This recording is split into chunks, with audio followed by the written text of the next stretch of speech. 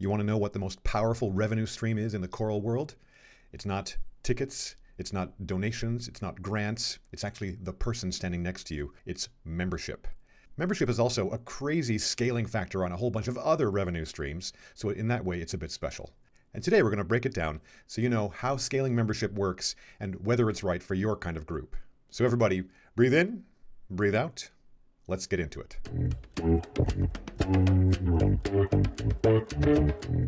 Welcome back to the Choir Genius channel. I'm Tom Metzger.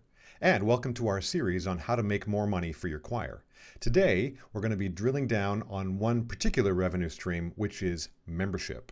And at the end of the video, we're going to put membership on our ranking of revenue streams for choirs, so stay tuned for that. For many choirs, dues or tuition are the absolute workhorse of the budget. It's extremely stable, it's quite scalable, and you can absolutely control it. So these are great things in its favor. But it's also not free money. It comes along with a lot of different costs, and you're going to want to understand the trade-offs before you decide whether it makes sense for your group to lean into a membership-oriented strategy. But also, this is not going to be a video about recruiting. That is a topic that's much too big to cover here, and we're going to make a new video series about that later. So you might want to consider subscribing if you care about that. And finally, this topic even in this video is really too big to deal with in 10 minutes, and so we've gotten into a lot more detail in the blog post, which we will link in the description. So with that said, let's dive in. So, is this right for you? Let's be clear. If you have a community choir or a barbershop chorus or especially a children's choir or some other kind of multi-choir ensemble, then membership is exactly what you should lean into because you're built to scale, built to be big, and being big comes with a lot of other advantages as well, which we'll get into.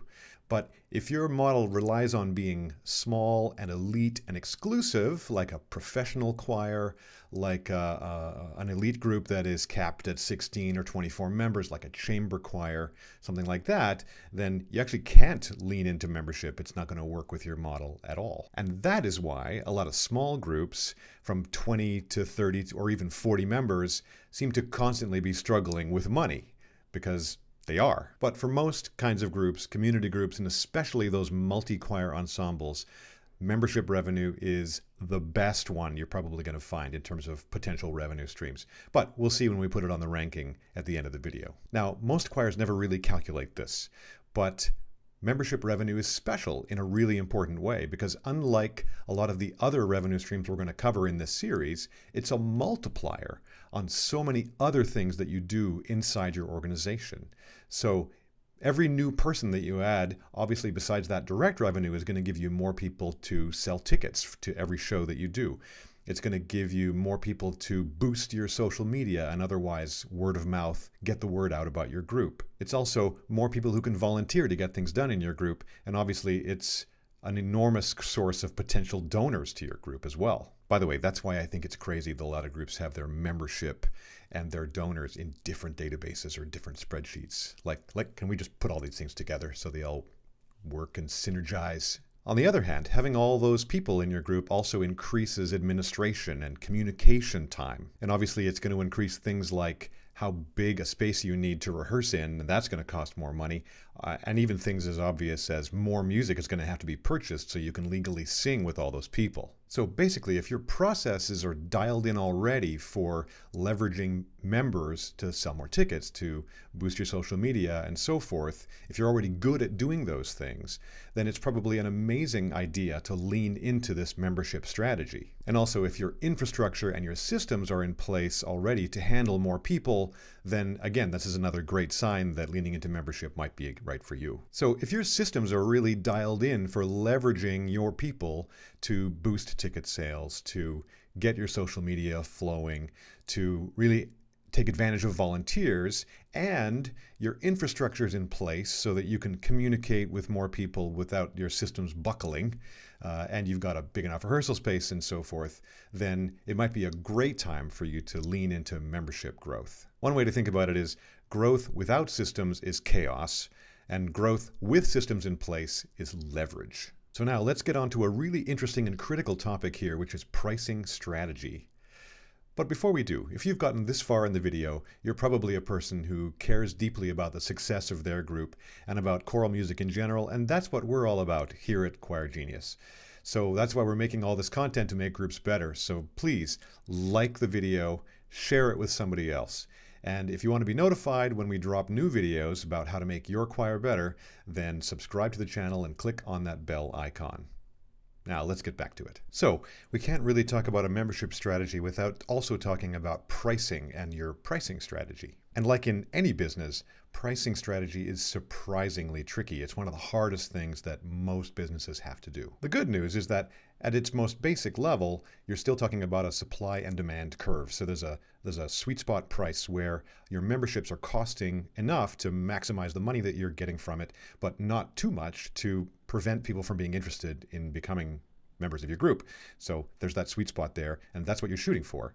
But of course, it's also not that simple in some ways. First of all, a really low price signals low value. People are going to read that as low quality, and they're just going to be less interested. So paradoxically, the lowest price may not be the best price for you to go into, which is why a lot of groups have discounts of different kinds. And that has a side effect as well of not making your choir into a place just for rich people or their kids. And so, let's be inclusive. Another aspect to consider is the elasticity of your pricing.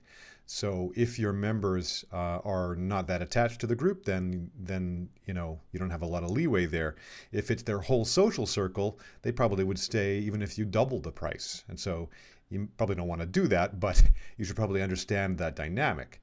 And it's different for people coming into the group because the elasticity there is probably pretty low because they have all kinds of other alternatives. And so for them, rising prices can be a real impediment to starting with your group. And when you're communicating about pricing, framing is super important. So rather than making it a dry and calculated transaction, like, okay, your $300 is due now, talk about what that $300 is getting them and what it's doing for the group. A lot of people love to support artistic groups, especially if they happen to sing with it.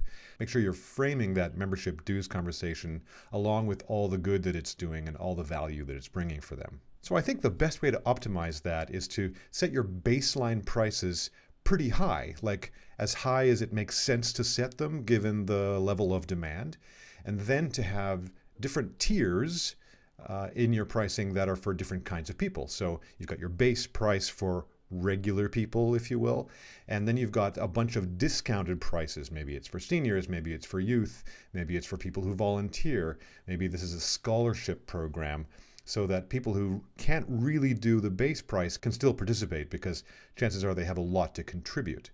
And then on the other side, having a sustaining member price so that people who do have lots of money and for whom this is not a big deal at all can kind of overpay, can give a little extra to feel good about supporting the group at the same time. That's probably a great way to optimize your pricing strategy. And now for the moment you've all been waiting for, let's put membership revenue on our revenue stream scorecard. So as you can see, we have 4 criteria for rating these things. We've got stable, as in how much can you rely on it staying the same year over year? We've got scalable, as in how big can you make this? Are there any hard limits on how big it can get? We have low cost, as in how much does it cost you to deliver this revenue stream, to lean into this revenue stream compared to what you get out of it? And finally, control. Can you control this with your own actions or not on a scale from 1 to 5? And so how do we do with membership revenue? Well, first of all, membership revenue is very stable. So if you compare membership revenue to some kind of grant, imagine one person leaves, you lose a tiny bit of revenue. If one grant goes away, you're losing 25 grand all at once. And so stability is, I would call that a 4 out of 5. And how about scalability? Well, membership can grow, and depending on your model, it can grow quite a lot, but it's not the easiest thing to push. And eventually, no matter what your model is, you're going to run into some kind of limit. And so I think this is middle of the road. I'm going to give this a 3 out of 5. And is membership low cost? I have to say no. I think most of your expenses in a choir, beyond your basic fixed expenses, are going to grow along with the size of your group. So your rehearsal space, your staff expenses, your admin, your communication, your systems, all of that stuff is just going to cost you more. But there's going to be hopefully some kind of margin between what you charge people and what it costs to deliver the service for that one person. So we're calling that a 2 out of 5. And finally, control. Now, can you control this? I mean, membership numbers and therefore membership revenue are largely within your control, almost entirely within your control. You can really lean into recruitment, into retention, into capacity, into your systems, and into your pricing. Those are all things you can do without asking anybody for permission. And so I'm going to give this a 5 out of 5. And that makes revenue from membership an average of 3.5. And personally, I'm super excited to see where the other revenue streams in our series come on this table. So that's our breakdown. Membership is one of the best sources of revenue you can possibly go for, as long as your model allows it, scoring a healthy 3.5 out of a possible 5 points. And honestly, having people in your group is probably the whole point of having a group in the first place. And so certainly this is in alignment with one of the major goals of having a choir. Stay tuned and subscribe to the channel to see the rest of the series.